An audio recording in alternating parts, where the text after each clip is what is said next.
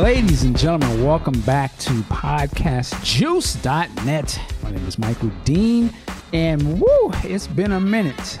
We are back here. Let's just get things started. Joining me today, Mr. Big Sexy and Saxer. How are you?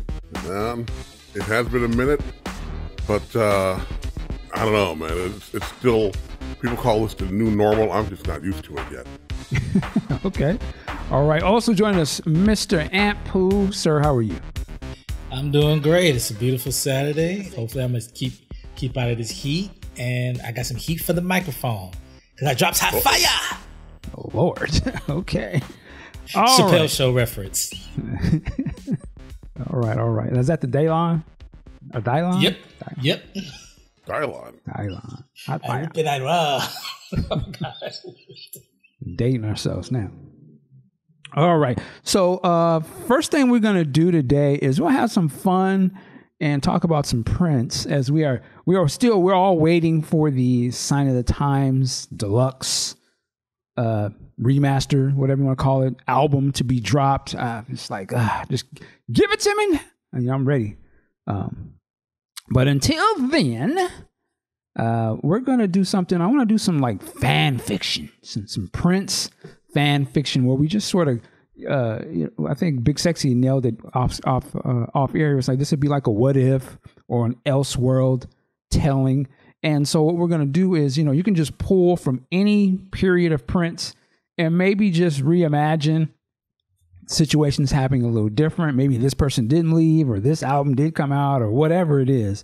And we just kind of see where we go with it. Again, this is all in the name of fun, and we are fans of Prince.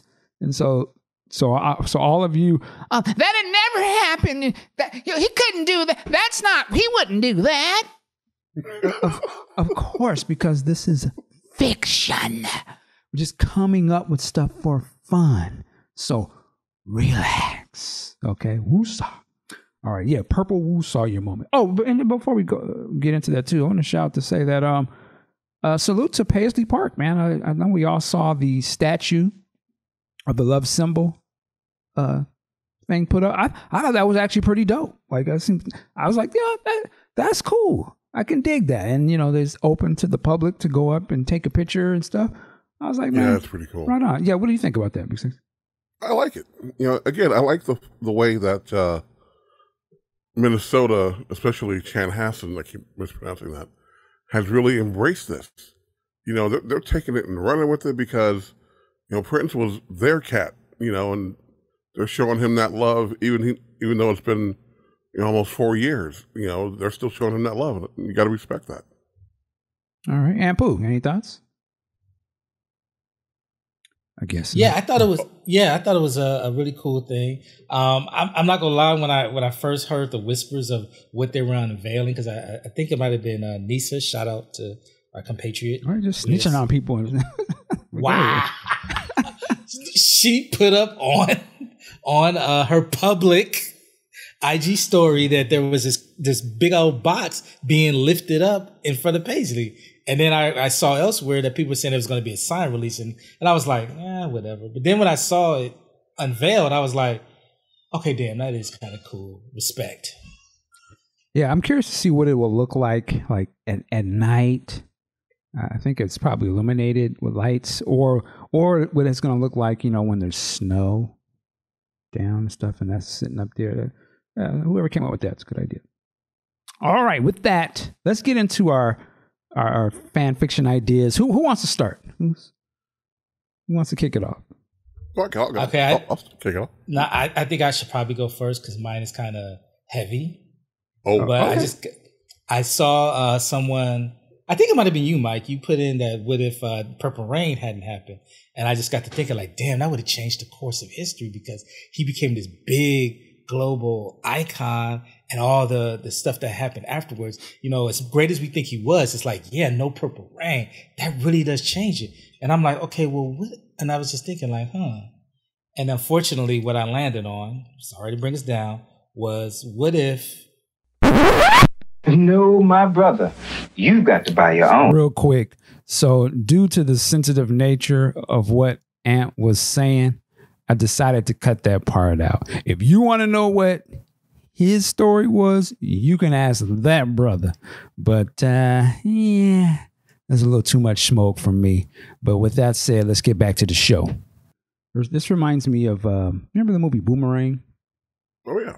And there was the part where they had to come up with the ad video. It was like they had to come up with a new ad, and Marcus, Strong J. Yeah, he was too busy. And what was that one character? He's like, let me do it, Marcus. It was Jeffrey Holder, yes. Yeah, and he's like, nah, man, you too wild. And he's like, I ain't got no time. Go ahead. And he came when he came in with that video, it was like, whoa, what the hell? Ampu kind of came in. Whoa. And the tagline, it stank so good. Oh, yeah, I remember that. Now, since you putting people on blast, oh, here we go. I did say, and you're like, no, stay. Well, that's why I said that. That's what I said. You did tell me. Okay. You did tell me it was going to be touchy. But no, that was good. It was a good one. Big Sexy, do you want to go or do you want me to go? I'll go. I'll take a swing. All right. Okay.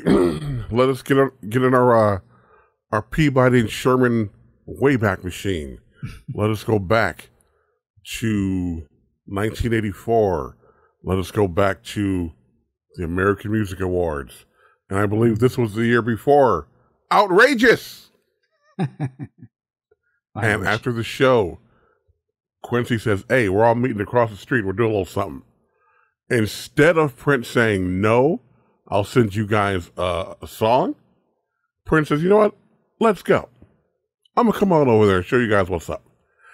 And at that time, Prince was still really on the outside of the, quote, popular music sphere. I mean, we all know who he was, don't get me wrong, but he wasn't really traveling in that crowd with, with with Cyndi Lauper, those guys. He wasn't with that. He was doing his own thing. But he comes on over and they ask him to do a guitar solo. He's like, fine. And the look on people's faces when he played that solo is the look on people's faces when he played the solo at the Hall of Fame. Are you talking about the, what's the name of the song? We're the World. We're the World. That's what you're talking about. Okay. And people are looking at him like, what the fuck? This guy's this good? Yeah, I'm that good. Because he's letting them know.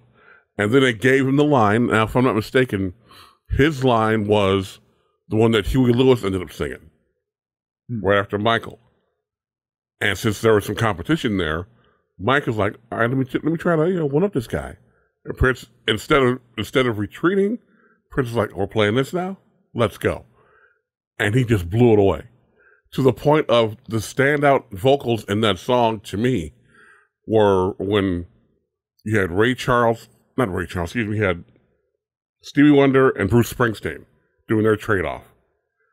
And that's what it rose to, something to that magnitude, which also gave an opportunity for Prince and Quincy to have a sit down, break bread, chop it up.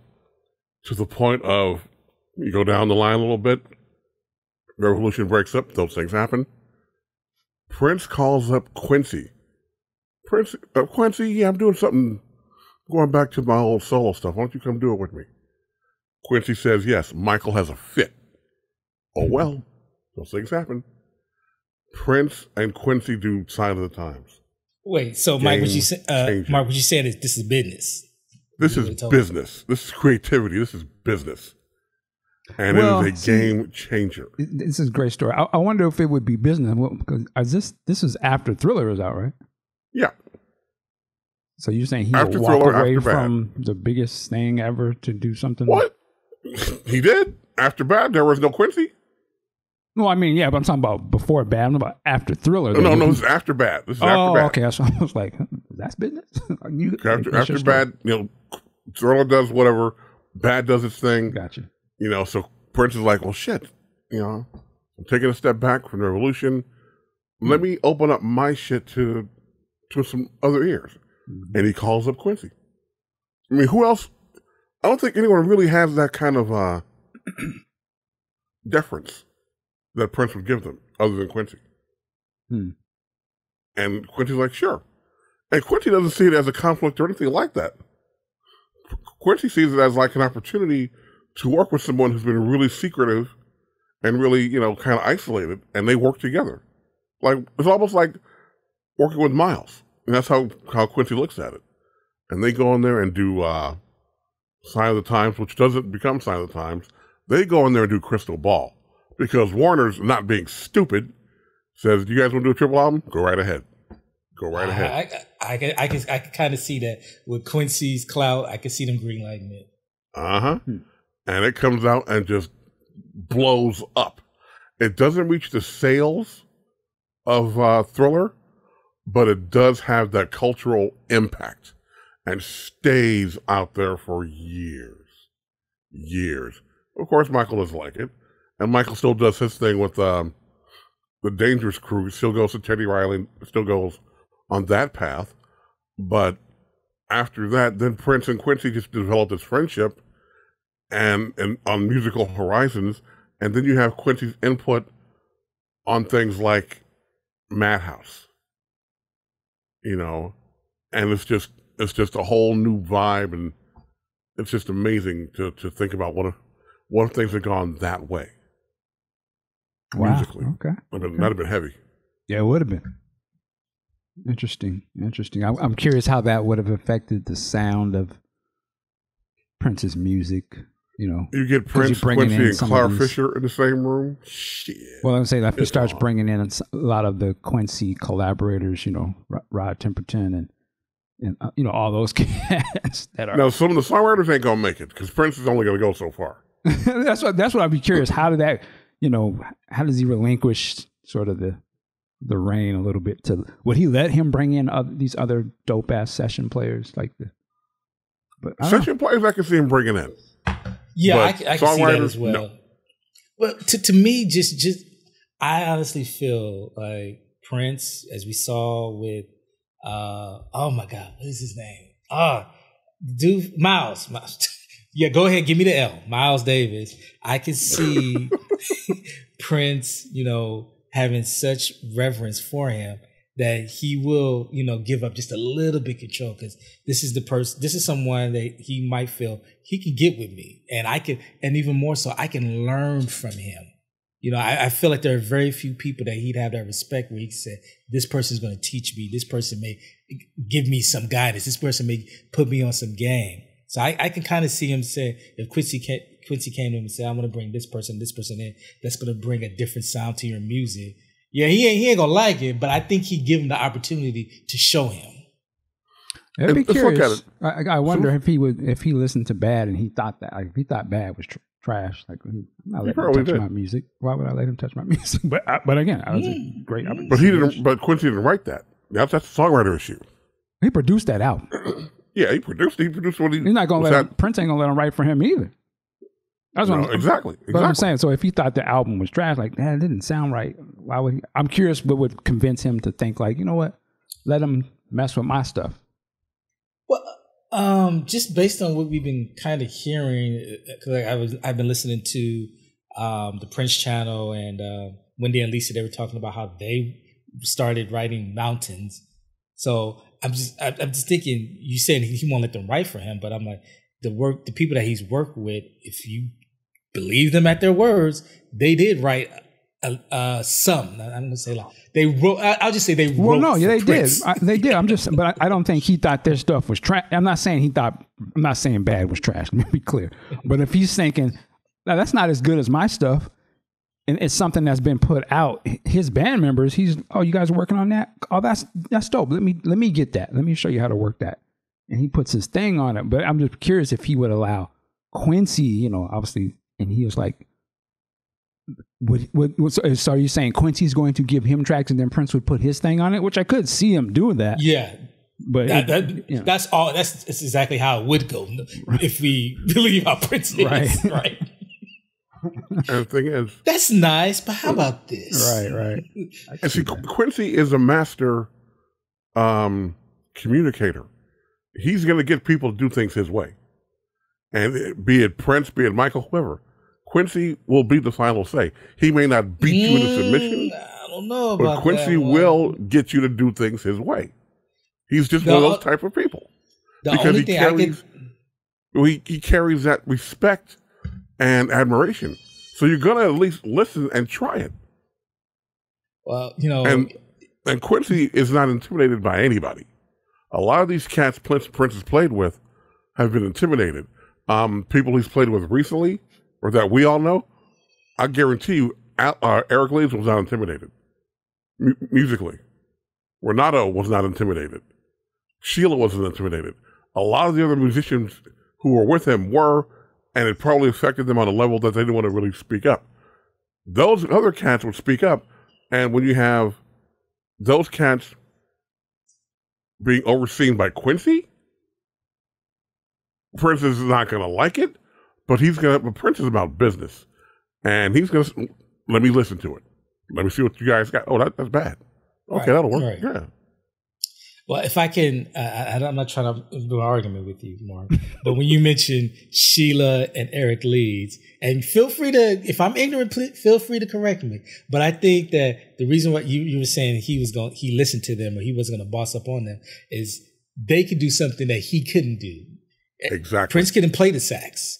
Prince couldn't do percussion like Sheila. So yeah, he probably listened to that. So I can understand that. You know, some of the other people, I mean, I'm not disrespecting Renato at all. I don't know his level of musicality. If it's better than Prince. I'm like, but for me, I'm like, I don't know about that one. But definitely when it comes to Eric and Sheila, yeah, they can do something he couldn't do. So what could Sheila do that Prince couldn't do? The percussion playing. Huh? The hand. I mean, she's obviously, I'm not saying she could, but what song where did that? Didn't she add to that with The Glamorous Life on some of their other tracks? She's bringing that to his songs, just like Eric Lee was bringing his saxophone playing, which was something Prince. We all admit Prince could play a ton of instruments. Horns, that wasn't it. He went to the synths, right? He couldn't play the horn, so that's what I'm saying. That's what they brought to him that he respected and was like. Were they doing what he said to do, or were they coming up with creative? That's what I'm asking. Like, well, I don't know. I've heard Eric Leeds obviously say, yeah, Prince would say, go create horn line for this, or he would hum some shit and you play it. But I just haven't heard anything. And Sheila, he was like, okay, come up with whoop-de-whoop. I mean, dope ass drum player. I don't know. I wasn't in them sessions, but that's what I was asking. I think with Renato, he would give him that deference. I'm not going to say who's the better keyboardist because that's, who knows. But Renato, from what I would see just during the tour, when Prince would give him that big spotlight, they go, just, hey man, let it rip. Renato's bad. And he gave him a lot of leeway. And when you know how it is with Prince, he'll give you a shot. If you can't keep up, you got to go. Right. Those names stuck around a long time. We just want to go back to your premise though of Quincy Jones and Prince doing Crystal Ball. You said it wouldn't be Sign of the Times. I'd be curious what the reaction from Prince fans would be at that time. Would they? Because I would imagine it'd be a different sound. And some would say maybe even Sign of the Times was a different sound than previously. So that was sort of normal. But I'd be very curious how people would have took that. Like, oh, you're going to follow Michael? You trying to be Michael? You know what I mean? Like, obviously that talk would, oh, you had to go get Michael Jackson's producer to come with some shit? Because let's be clear, like, this was 87 or something? 87, 88, this is the Michael Jackson world. Like, those albums, biggest albums, and still are, but that was when they was in their prime popping. So it would be very interesting if he would have been look like you're following Michael Jackson.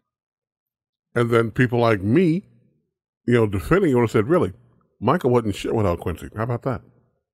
But we know that's not true. I don't know about that. Come on. Go listen to the Destiny. Go listen to the Destiny album. Them songs sound exactly like Off the Wall. It's the same style. It was all Michael. And yet no one was buying them.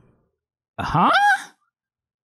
What, those albums were a hit album. What are you talking about? Wait. See, this is where I'd be the smart person and bow out of the conversation a little. Destiny was banging. Are you serious? Destiny. That was the joint. Wait. Let me make sure I'm going to get this wrong here. When they left Motown, right, went to Epic. Their first album under Epic, and I don't mean to go in places when it was Gamble and Huff. The first one they did by themselves was what? I don't know. Was it Destiny? Was it Destiny? They had two. Didn't they have two albums? It was Destiny. And what was the other one? Triumph. Yeah, Going Places in 77, the Jacksons in 76. Even the Jacksons had cuts on it. What was What's the that- one what that that had Chicken Body Down? they had the live album based off of? What was that? Yeah. That was after. Wasn't that 78 or 79? That was at. Was they had? Can you feel it? Can you feel That it? was Triumph. Triumph album. So yeah, Destiny and Triumph. Those were. Triumph was after Off the Wall. Triumph came after Off the Wall, though. It So you did, take That was Off the Wall 80. out Yeah, of that that was 80. lineage. but Destiny didn't. And Destiny, the same type of songs you hear on. Destiny. Michael Jackson I don't wrote them know. songs on Off the Wall. So stop it. Blame on the boogie. If you go back Shake and your listen, body. if you go back and listen to them demos from Off the Wall, who came up with this shit? It was Michael. And who produced it? That's what I'm saying. He got a dope producer, but don't act like he didn't come up with them rhythms. And Again, I'm not saying it didn't come up with it. I'm saying take Mike is Quincy out of there. an ill songwriter. He's still, but You yeah, take taking Quincy out of Quincy out, there. he would have just had Destiny style production, which was dope as fuck. Not according to the sales charts, it wasn't. But we don't go by sales; we go by quality. If that was I'm the not case, saying we wouldn't go quality's by. bad. We would have to knock Prince out because he didn't have the sales, right? No, you're saying Prince needs to go get Quincy. No, I'm saying the saying argument you people take would Quincy throw at out of you the- is to say that if he came out at that time with Quincy after two successful blockbusters that changed the game with Michael, most people would be like, "Oh, you're trying to follow Michael Jackson." That would be a logical thing to say. It'd be a logical argument, and it will be wrong. Now, Mike, got to be fair here. Go ahead. I'm looking on Wikipedia. The songs were written by. There were only 3 songs. There were only 2 songs solely written by Michael. "Don't Stop Till You Get Enough," "Working Day and Night," and then there was a 3rd song, "Get on the Floor," that was co-written with Louis Johnson. Okay, So 3 out of the 10 were written by Mike. and those were bangers, weren't they? I would say one of those was Stop it. "Working Day." I'm not a fan of "Working Day and Night." Listen, Michael Jackson is the truth. Let's stop playing around. Like, You're right. You're absolutely we're right. not talking about some low level R&B dude who had a couple of hits. We're talking about Michael Jackson. So let's stop with the foolishness. Stop. So anybody gonna argue with you about Michael Jackson? You just got to stop. Stop it. We ain't talking about O'Brien or Elder Barge. This is Michael Jackson. So Wow. stop. No. L. No, I'm just Oh, he saying. been through. L is dope as fuck, but I'm just saying, come on, nobody's on Michael Jackson's level. Let's just clear that up. Be clear about that. And it's not to say he's greater than Prince. I'm just saying he's in his class. He ain't nobody on there. He's the star of all stars. Just let's stop it. But this is a great. I love your story. I love the Quincy. That would be fascinating to see. I just want to hear what that sounds like. Like, how would that change those songs that we all know? Right? And at the very least, Sign of the Times would not have the lack of bass that it has presently. Interesting. Because you can take any album Quincy produced. It could be his album. It could be a Michael album. It could be, some of the stuff he did with Miles, whoever. Sonically, please, you don't get better than Quincy. Well, I would say this. I'd even throw this in there. And I think his name is Bruce something, the engineer guy that worked with. Bruce Swedien, yeah. If they just had him mix Prince's stuff, it'd be a whole new thing. Because that motherfucker, let's be clear, Michael shit always sound bomb, just ridiculous. So if Prince's, they just had switched the engine. No disrespect to anybody, to Roger, but that motherfucker, you ain't Bruce. He would have, Prince's albums would sound ridiculous. And the same thing would apply here because Susan, Coke Rogers, Coke Johnson, all these cats, they were all intimidated. They all were. Bruce comes in. I've worked with Quincy on 2 of the biggest albums ever. You don't scare me, little dude. So fuck you. And he lets him do his thing. Yeah. And just say, here, Sonically, listen to it's this. gonna rip. Yeah, listen to this, son. oh, shit. You got the part where I was, yeah, let me do me. And see, but Prince is one of those cats that when you show him, he learns. So after maybe 2 albums, you got to go. Interesting. I'll do it myself now. Okay, I like this. But he would definitely learn from that guy. Yeah, that would be very interesting. Very interesting. All right. Let's let me get into. The floor is yours now, bro. Let me get into mine. So mine's is kind of around the same period as yours a little bit, but I'm gonna back it up. So mine starts with I'm gonna go back to Michael Jackson for a second. Another Michael thing. Remember the song Michael Jackson had, "State of Shock"? It was on the Jackson's Victory album. It's Michael Jackson and Mick Jagger.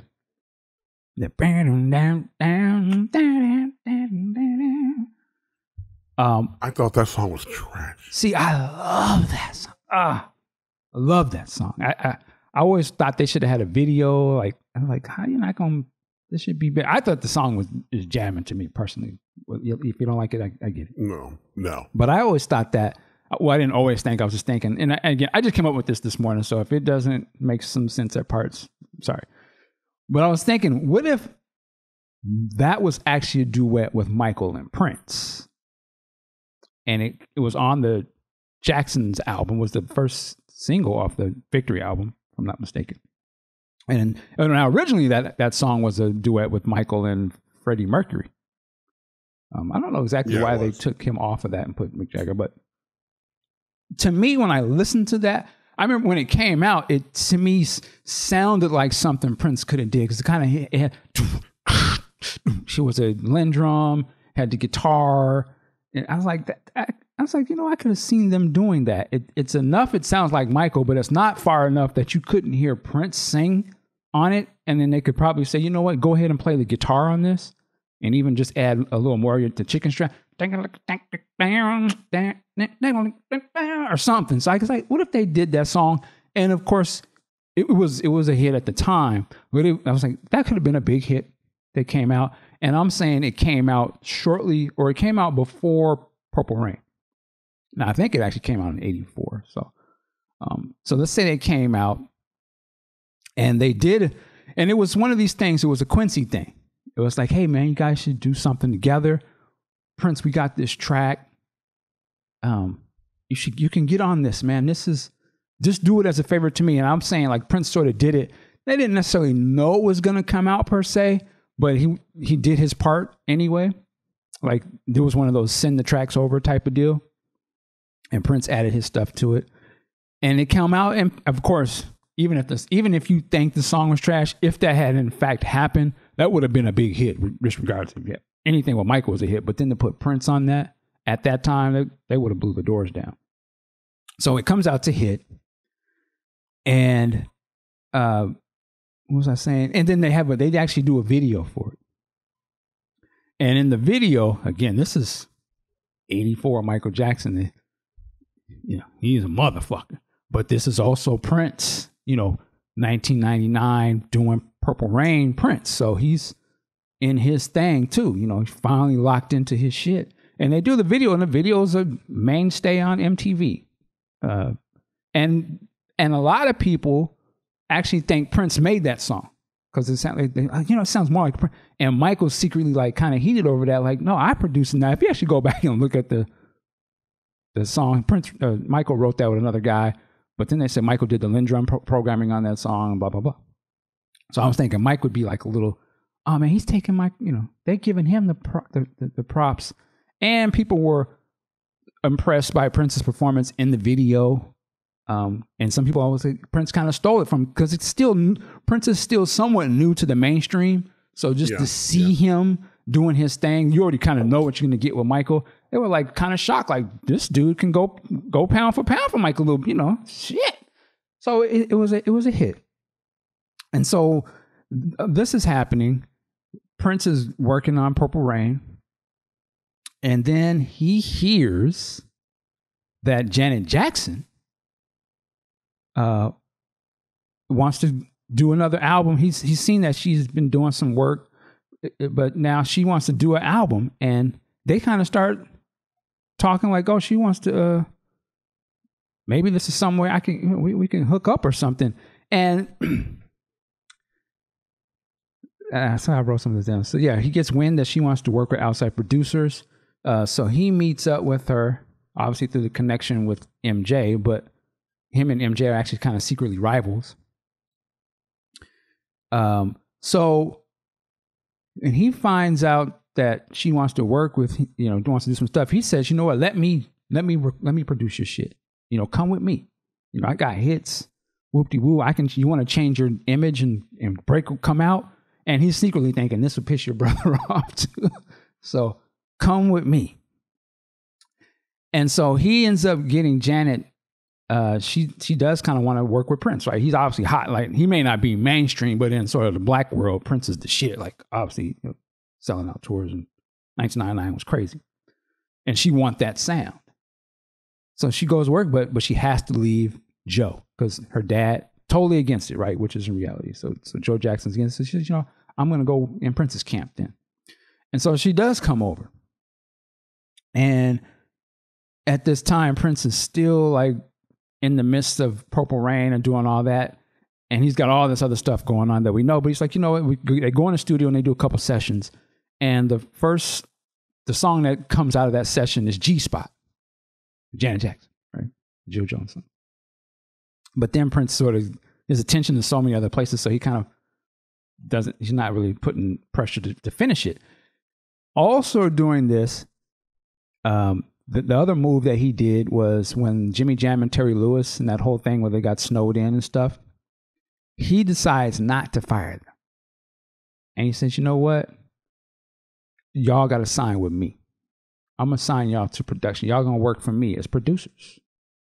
Y'all got some hits. I know what y'all doing. He comes, so that's the turning point in this to say, nah, I'm not going to give away that. Y'all going to be under me. Matter of fact, you're going to sign this deal where you almost ghost producers in a sense. And they take that because their whole success is based off the fact that everyone thinks they produced the Time records, which of course we know they didn't, right? So they're like, you know, okay, it's a fair trade. So still working on the Janet thing, and he's like, you know what, go work with them dudes. I ain't got time for you. Go work with Jam and Lewis and see what they come with. So as they start working on these songs that will become the Control album, finally they give the track to Prince, and he starts to listen to him. He's like, this shit is good. Like, what the fuck? It's like, oh man. And he's kind of like, oh, y'all kind of did a spin on controversy with, you know, what have you done for me? Like, you know, he's, oh, y'all took that. And, oh, okay. And of course, Prince then becomes competitive. I can't let these cats. No, let me do these, you know. So he goes back and gets Janet, go back in the studio. And then out of that came The Glamorous Life and Sugar Walls.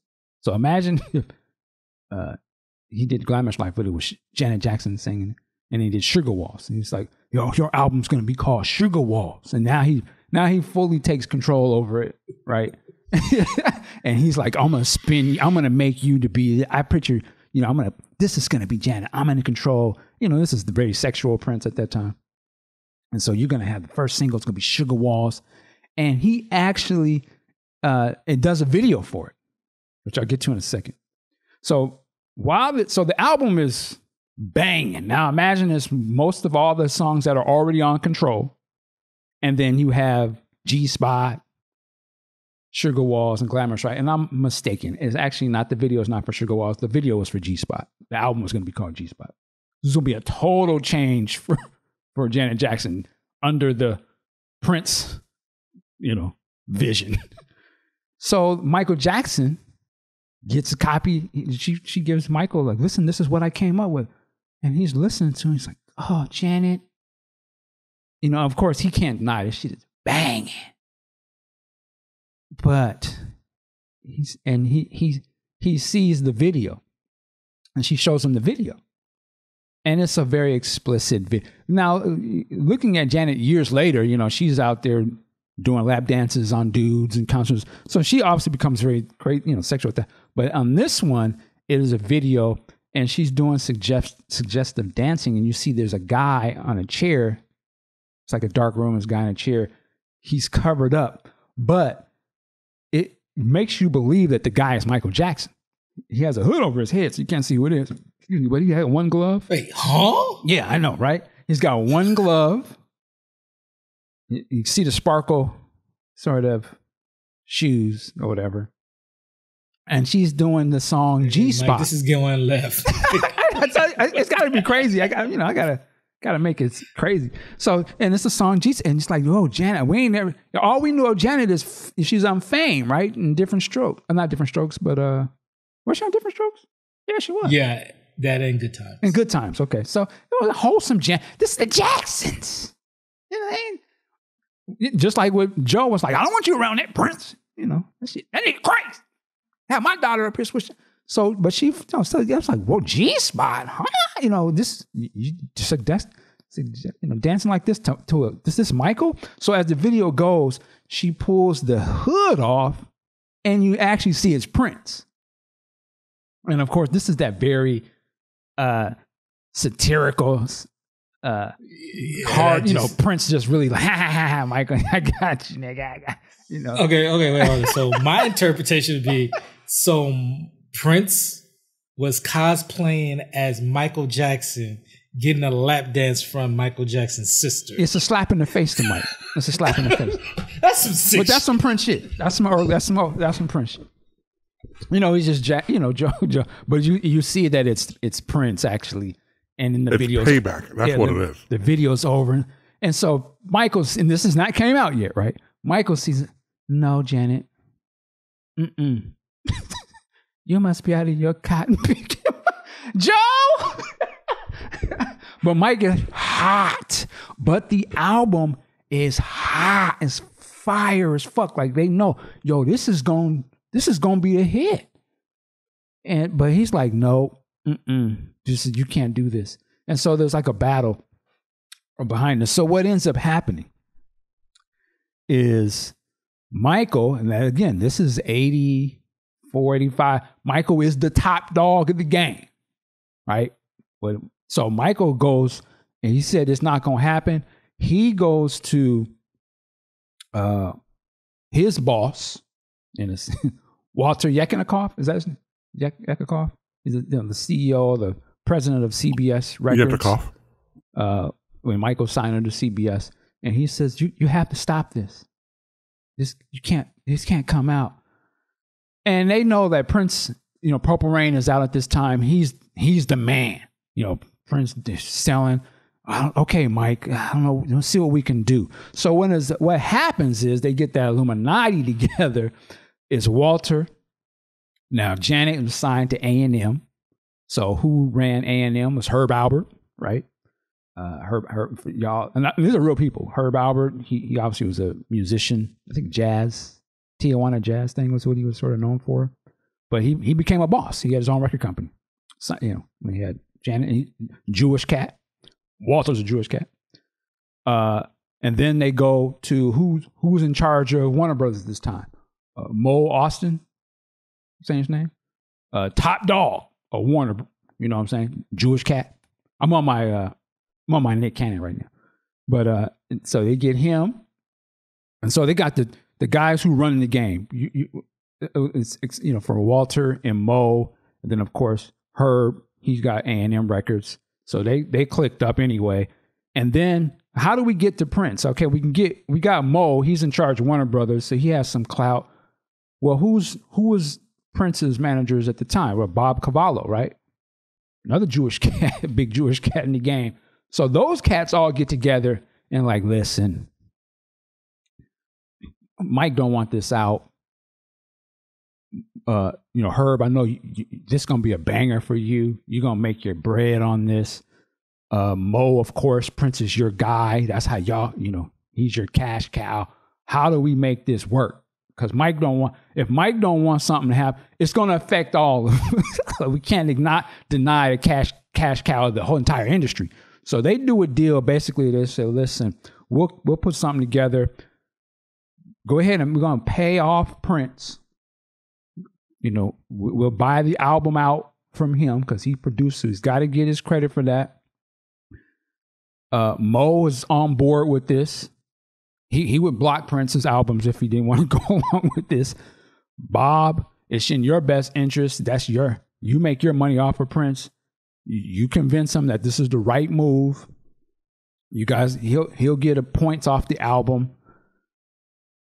It's not going to be, the album's going to come out. It's a banger album. It's going to make money for Herb. So Herb, you're going to get this album, but we're not going to call it G-Spot. Matter of fact, we're going to take off those Prince songs. That video will be destroyed. Cut whatever deal you have to cut for Jam and Lewis. Right? And we're going to make it just a secret and put that shit away. And we'll rewrite the story. Michael's going to be happy. We're going to make sure Janet's a star.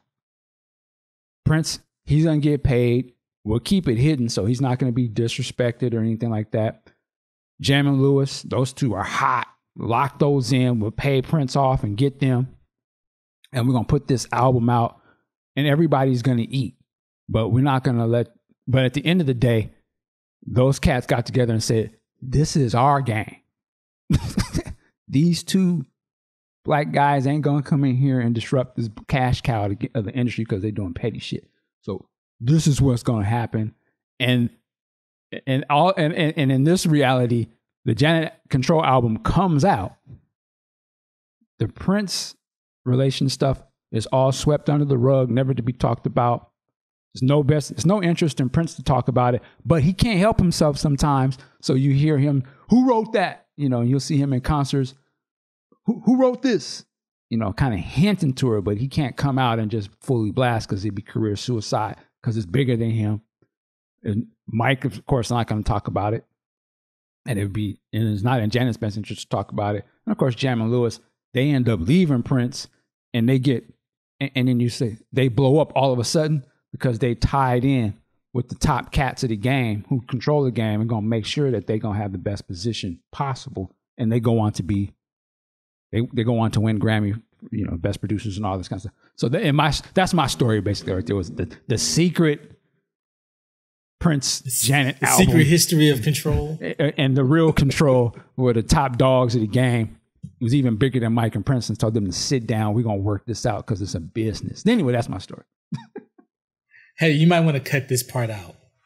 Just cut this part out, what I'm about to say. I'm being honest. You realize you just made somebody else's book, right? Oh, I already know. They're going to get it. You already heard it from me, so you already know what's coming. When they do make it, they're going to have to cut me a check. Well, that just blew my fanfic out of the water. I was going to go in. There was the rumor. There's the in the press about Jam and Lewis went to Prince to make Love Will Never Do Without You, a duet with Prince. My fanfiction was that actually happened, and Prince ended up doing Janet's next album, the Janet album, and made it even more sexual. And that's what flipped the switch from Janet being that Michael Jackson's baby sister to the sex icon that she became. He digged it and got her. Where is Pause. Where is Joe in the midst of all this? Remember, I said she left Joe, so he was out of the picture. Okay, good. So she left Joe, and like I said, once the product is made, and like I said, Herb, Walter, Bob, Mo, and them understand what it's going to be and how much money they can make, they go in and say, no, we'll make this right. We're going to figure it out. Yeah, we'll figure it because it's too much money. We making more money off of this than these cats could ever make. So we're going to make sure this is right. We don't care about, we want to make sure that our cash cows feel respected. Our workers, we want to make sure our workers feel happy about what they're doing, but we need them to be out there working so we can get paid. Which is also interesting. As I was thinking about this morning, I went and looked up all these guys. All these guys are still alive, but you don't never really hear shit about, like, they don't ever really be talking. Well, I think they would be great storytellers. Like who, and I know Walter had a book, but even Bob Cavallo, I was blessed to see him tell some stories at the celebration. But man, he's got a whole lot more than he could be with some Prince shit, all those early years. You don't really get to hear much about him. Mo Austin. I just read an article about Mo. He told some stories. I'm thinking and feel free to laugh, I'm thinking we reach out to him. Well, of course, yeah. Even like Herb Albert, like I thought he may have been dead. He's still alive. No, Herb's still around. Herb, man, he had Jesse, Jam and Lewis, Alexander and Neil Sherrill, right? Weren't they on A&M? Yep. Janet, of course. Like, no, Alex was on Taboo. Oh, okay. Was Taboo distributed through AAF? Taboo was Or no? Black Superman. Like, Oh. Clarence Avant's label. oh, okay. Okay. Gotcha. Yeah, but I'm just saying these guys. I can imagine in it. Now I'm doing my fiction, but I could imagine in a world where those dudes were all clicked up, and they would be the only one. You know what I mean? Like when you think about like how would you, what would it take to get Michael Jackson and these type of people? Well, like, who did they answer to? And I just thought, and I looked them up, and I went and looked up each one of their nationalities, and ironically enough, they were all Jewish. I was like, man, these are all Jewish guys that were on top of some of the biggest labels in the game. Yeah, I bet you they was like, oh yeah, you good, Bob? Oh, couldn't be better. You want to play? How many holes you want to play today? Yeah, man, it's funny. You know, it's funny like that. This is a great business, isn't it? But anyway, that was kind of fun. Fan fiction. As you were talking, something else popped into my mind. Strictly from a creative point musically, when you said Mo Austin, Prince and Eddie Van Halen were on Warner Brothers together for the longest time, and their paths never crossed. Someone should have done something somewhere to get those two in a room just to play. That'd have been mind-blowing. Because everybody in 84, especially, after Eddie came out and did Beat It, everybody guitar-wise was intimidated by Eddie, except you know who. Now, let me ask you this question. Do you think he would have stood a chance against Eddie Van Halen's skill level at that point? Stood a chance? A remote chance? But it's not about trying to beat the king at that point. It's like, you just want to get in there and see what you can do. Yeah, that'd be interesting. Definitely. You know, because Eddie was fucking Eddie. And see, the thing is, people, as we all saw with I knew, but we saw at the Hall of Fame, people just didn't know. And then Prince walked out and said, let me handle this. And everybody was since then like, God damn. The guitar players knew, but the general public had no idea. I'm like, I told y'all.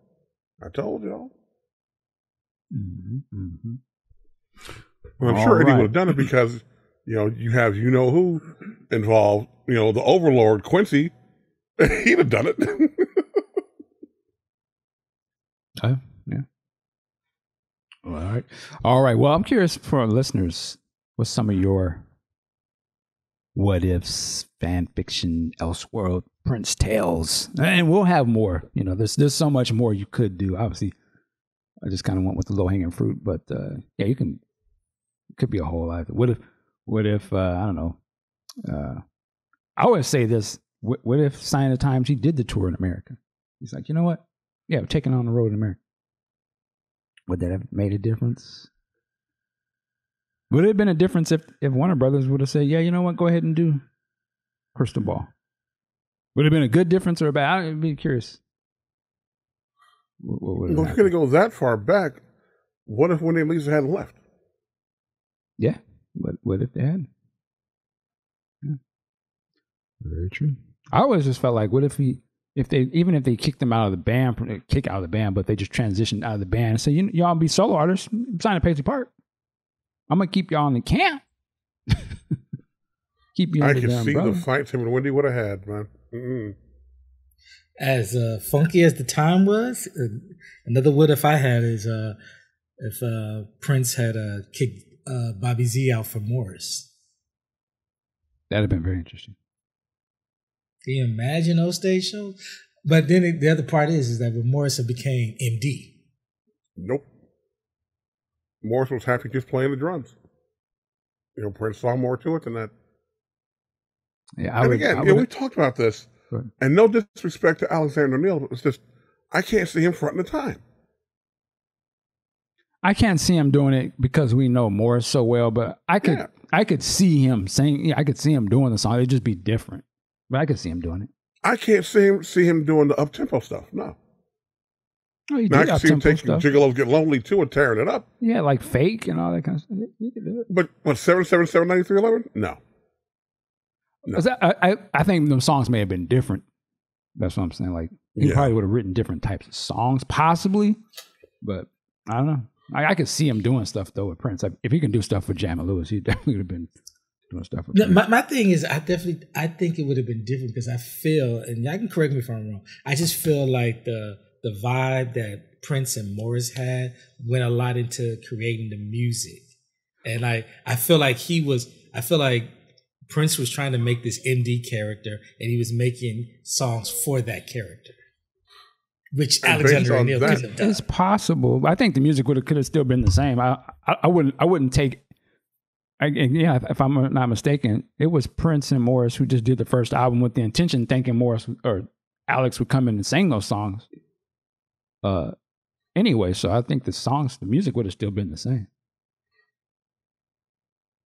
Because he said they had that first couple of tracks, or the record was done, and then they met up and had that meeting with Alex and him talking about, okay, but it didn't work out. But they already had the music. I can see Alex doing Get It Up. They could do all of them. I can see that. To me, when I think of Alex, and like I said, I think of Fake and all that. To me, they sound just like he seemed to be doing the same sort of yes, and he was doing it was the same shit. He's just a bigger dude, but he can sing way better than Morris. And Morris is not a good singer, so I don't really see how he wouldn't be able to sing those songs. He's below Morris. No, again, that's why I think the slower stuff. Yeah, Alex would tore it up. The fast I can stuff see Alex doesn't doing- require singing, so that's why I'm like he below that out the water. I can see Alex doing Get It Up, but conversely, I can't see Morris doing If You Were Here Tonight. No. I know that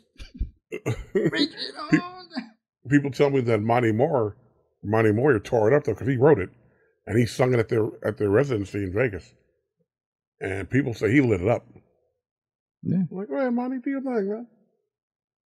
Yeah, the crazier the story would be, like I said, if he just allowed the time to just continue. Like, well, not if he allowed, but if they didn't all implode on each other, what would have happened if Ice Cream Castles wasn't the last album? Like, if Morris stayed.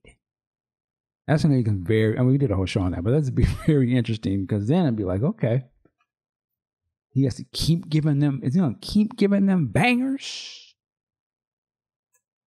Like, do you allow them to be on his shows with them? If Morris stayed in the wake of Jimmy and Terry leaving, it still would have broke up because Morris was eventually going to buck against whose band is this? That's what I'm saying. If you'd allowed them to just be their thing, like, and Jimmy and Terry still stayed? Well, if they all stay, like at a certain point, it'd be like, okay, Ice Cream Castles came out, Jungle Love. I mean, they blew up. They was even way bigger, right? And if they would have been allowed to perform on the concert with them, I don't know if they was planning to do that, but they would have been monsters. They were monsters like that. Oh yeah. And then you had Jam and Lewis, who obviously was writing some shit. And if he and I asked the question, would he have allowed them to write some songs? Or would it have forced him to even come with the illest shit? Because if you heard what they was like, oh, fuck. Is that song nasty you got? Oh, yeah, I can't put that on the album. Well, why not? Let's try it. I'm going to come up with something better. Like, huh? Okay. we would have had to forced him to really come out of his ass. You're like, I can't like these motherfuckers. Eventually, it would have forced him to either let them run it their way or get rid of him because you couldn't stop that momentum. Yeah, they was coming with some shit. They came with some thunder, man. Plus the stuff they was doing with SOS. That's why it was, and it probably all happened the way it's supposed to. Them dudes was monsters. Like, oh shit, man. That he even got. I don't even want that competition around me right now. Get me off my square. Let them brothers go do what they do. But yeah, that would have been very interesting because they were beasts, man. And then I question, would they have made those songs if they were just comfortable staying with Prince? Like if he'd have said, you know what, I'm gonna just pay y'all more money. would they have felt the incentive to be like producing for outside Yes. people if they were That's already what they getting do. paid? Well, I'm just saying they did that because they wanted some extra, they wanted to make more money. Like they wasn't getting paid with the time stuff. So like, shit, we got work outside. We can go do some outside work. But I'm saying if they were actually paid a lot of money, would they have felt the need to court outside jobs, or would they just kept it to themselves and tried to give it I don't think they Prince? would need to court these gigs, but the gigs will still come. That's what I'm saying. When would they have took them? That's what I mean. Like, I think they would have taken Janet. I don't know about Human League. They would have taken Herb Alpert because he's Herb. So I don't know, man. I don't think the Herb Albert wouldn't have came with it. I'd be curious. The question if Janet, because I'm gonna say if they were still with Prince and they was eating and Purple Rain just popped off, and he said, "Listen, you gonna walk away from this success to do something unknown, and you getting bags over here?" I'd be curious if they would have said, "You know what? Let's go over there. We don't want the money." Like that would have been curious. Would they have the incentive to leave if they was caked up? So I think the key to that is working with Janet at that time. She was, and this is me being nice, an unknown commodity because her first two albums stunk. And when you're bagged up, I don't think you need to put your name out there on something like that. I'll take a risk like that with your brand at that point. So yeah, you might be right. Yeah, because she had, well, that'd be questionable. I don't even know if her second album wouldn't probably not have had the Jesse stuff either. Because if he would have been caked up, there'd be no reason for him to be doing outside. That's right. If he knew, like, you do something outside of this, you're fired. And so, you want the bag or you want to go out? Some people would do it, but I'd be curious if they would have. Like, nah, I'm cool. Just like if it was Wendy and Lisa or something, they gonna go out and do outside work. And they had the height of success caked up with Prince. If they knew they was go produce somebody else, they'd be out of there. They ain't producing nobody. Like, nah. You sit my ass right here. But these are all just hypothetical. Things probably happened exactly how they were supposed to, I suppose. All right. Any other Prince related stuff? This went way longer than I thought. Just wait until next month, man. Just waiting. And now I'm starting to get the happy feet because now I'm thinking, well, do I really want to stay with vinyl? Or do I want to get the CD set instead? I don't know. Is it going to come out in high resolution?